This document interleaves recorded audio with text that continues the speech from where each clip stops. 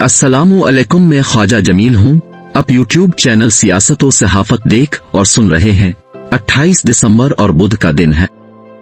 पहली खबर में शाह महमूद कुरैशी पर जो कुछ हो रहा है इसकी मंजर कशी की है, जबकि दूसरी खबर बड़ी अहम है। अदालत ने साइफर मुकदमे में इमरान खान के वकील की दरखास्त को मंजूर कर लिया।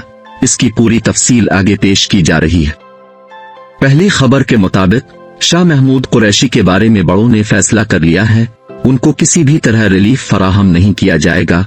इमरान खान की मानिंद शाह महमूद कुरैशी पर भी दिन ब दिन सख्तियां बढ़ती चली जाएंगी। उनको किसी भी हवाले से सुकून का सांस नहीं लेने दिया जाएगा। शाह महमूद कुरैशी को अभी किसी मुकदमे में सजा नहीं हुई, वरना इंतखाबी मैदान में उनका दाखिला बंद कर दिया जाता और इलेक्शन में हिस्सा लेने की कतई इजाजत न दी जाती। साइफर मुकदमे में अपोजिशन ने बड़ा शोर मचा रखा था।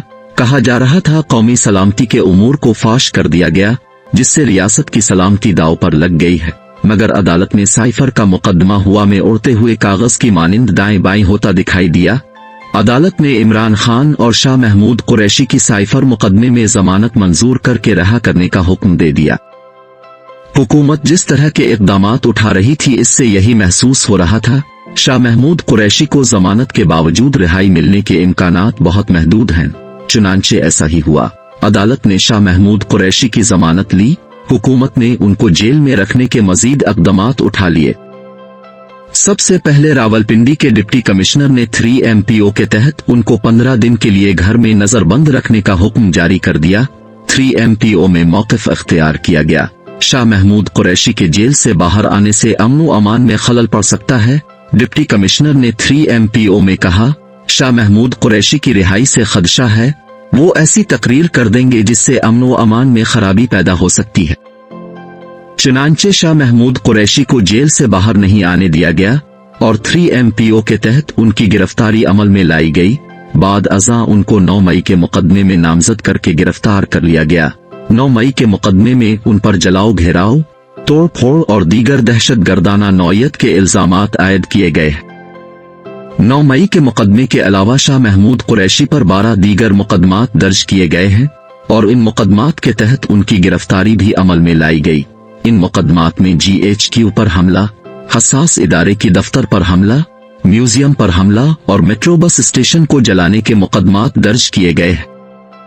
शाह महमूद कुरैशी ने अदालत में जज से मकालमा करते हुए कहा, मैं 9 मई के दिन लाहौर में मौजूद नहीं था, बल्कि पंजाब में था ही नहीं, मैं कराची में मौजूद था। शाह महमूद कुरैशी ने जज से कहा, अब कुरान मजीद मंगवाले में मुकद्दस किताब पर हल्फ दे देता हूँ, मेरा 9 मई के वाकयात से कोई ताल्लुक नहीं है। मैं इस दिन लाहौर नहीं कराची में मौजूद था।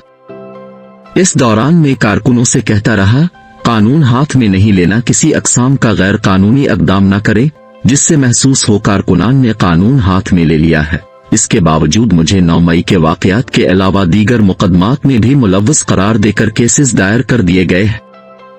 मुकदमे की समाअत के वक्त शाह महमूद कुरैशी ने जज को बताया, SHO ने मुझे धक्के दिए, लाते और घूंसे मारे, जेल में मुझे ठंडे फर्श और कमरे में सिलाया गया, लाइट बंद कर दी और एक मोमबत्ती जला दी, बाद में मोमबत्ती बंद कर दी और तेज तरीन लाइट जला दी। कई अफराद मिलकर सारी रात कहकहे लगाते रहे ताकि मैं सो ना सकूं। उन्होंने अदालत से इस्तिदा की, मेरे खिलाफ झूठे मुकदमात कायम किए गए हैं, सब कुछ सियासी बुनियादों पर किया जा रहा है। मैंने आज तक कानून और आइन की खिलाफ वर्जी नहीं की, हमेशा बड़ी फौज की इज्जत की और बतौर इदारा इसको इज्जत से नवाजा। अदालत ने सब कुछ समाअत करने के बावजूद शाह महमूद को 15 रोजा जिस्मानी रिमांड पर पुलिस के हवाले कर दिया। पुलिस ने तफ्तीश के लिए 30 दिन के रिमांड की दरखास्त की थी, मगर अदालत ने 30 दिन की दरखास्त कबूल नहीं की, सिर्फ 15 रोज का रिमांड देकर शाह महमूद कुरैशी को पुलिस के हवाले कर दिया। दूसरी खबर के मुताबिक अदालत ने साइफर मुकदमे में इन कैमरा समाअत के खिलाफ दरखास्त पर फैसला करते हुए स्टे ऑर्डर जारी कर दिया और मुकदमा 11 जनवरी तक रोक दिया। मुकदमे को रोकने की इस्तिदा तहरीक इंसाफ के वकील ने की थी। अदालत ने प्रोसिक्यूटर से मुकालमा करते हुए कहा, मैं 2 बातों को समझना चाहता हूँ। जब अदालत ने हुक्म दिया था ट्रायल ओपन होना चाहिए, तो फिर क्या वजह अदालती ट्रायल हो रहा है? अदालती हुक्म के बावजूद अदालती ट्रायल करने का मकसद क्या है? क्यों ओपन ट्रायल नहीं किया गया? अदालत ने कहा, जिस जज ने अदालती ट्रायल की बात की है वो सिर्फ 3 लाइनों पर मुश्तमिल है।